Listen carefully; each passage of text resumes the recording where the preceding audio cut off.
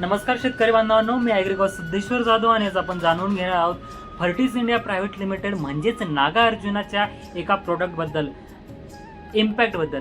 तर शेतकरी बांधवांनो, इम्पॅक्ट हे असं एक प्रोडक्ट आहे जे की आपल्या मातीमध्ये उपलब्ध असलेले प्राथमिक अन्नद्रव्य, द्वितीय अन्नद्रव्य आणि सूक्ष्म अन्नद्रव्य, ज्यामध्ये NPK असेल, मायक्रोन्यूट्रिएंट असेल, या सर्व न्यूट्रिएंटला आपल्या झाडांना पोहोचवण्याचं काम करतं.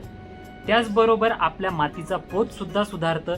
त्याचबरोबर आपल्या मातीमध्ये जे काही सॅलिनिटी आलेली असते, साल्ट आलेलं असतं, क्षारता आलेली असते, त्याला सुद्धा दूर करण्याचं काम करते.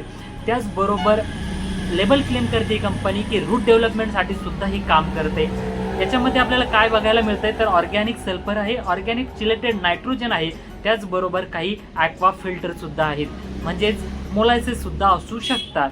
तर शेतकरी बांधवांनो, जे काही आपल्या मातीमध्ये सॉईल कार्बन असेल, नायट्रोजन रेशो असेल, किंवा आपल्या सॉईलचं जे काही सॉईल स्ट्रक्चर असतं त्याच्यामध्ये सिल्ट क्ले पार्टिकलचं जे प्रपोर्शन असतं त्याला सुद्धा सुधारायचं काम करतं. त्याचबरोबर ह्या ज्या सर्व गोष्टी होत असताना आपल्या मातीचा pH म्हणजेच सामू सुद्धा आपोआप सुधारला जातोय. त्याचबरोबर आपल्या मातीमध्ये जी काही कॅटन एक्सचेंज असतात त्याला सुद्धा हे मदत करतं. एकंदरीत आपल्या मातीला हे मऊ करण्याचं, सुपीक करण्याचं काम करते. आपण बघतो की सीड प्रोडक्शनमध्ये जेव्हा काही बेड पाडलेले असतात त्या बेडमध्ये कडकपणा येतो, तो कडकपणाचं कन्व्हर्जन नरम मातीत करण्याचं काम हे प्रोडक्ट करते. याचा प्रामुख्याने आपण उपयोग सीड प्रोडक्शनमध्ये करतोय, त्याचबरोबर अद्रकीच्या पिकामध्ये करतोय आणि मिरचीमध्ये करतोय.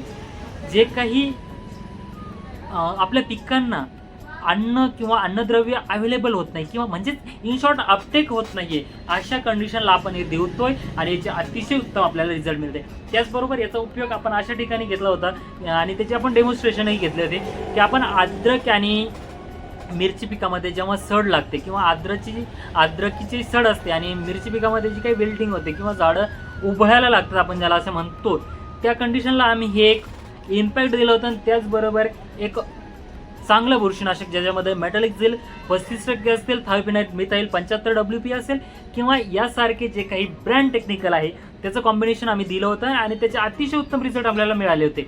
ज्यामध्ये अद्रकीमध्ये विल्टिंग सड असेल ती थांबली होती, मिरचीमध्ये काही ठिकाणी आपल्याला विल्टिंग सुद्धा थांबायला मिळते. हे आपण प्रिव्हेंटिव्ह जर घेतलं तर याचे अतिशय उत्तम रिझल्ट आपल्याला विल्टिंग आणि सडमध्ये मिळतात. त्याचबरोबर जिथे अपटेक होत नाही अशा ठिकाणी याचे अतिशय उत्तम रिझल्ट आहे. शेतकरी बांधवांना माहिती आवडली असेल तर नवीन ॲग्रोशी जोडले जा. आपल्या सदैव सेवेत नवीन ॲग्रो देळगाव राजा. शेतकरी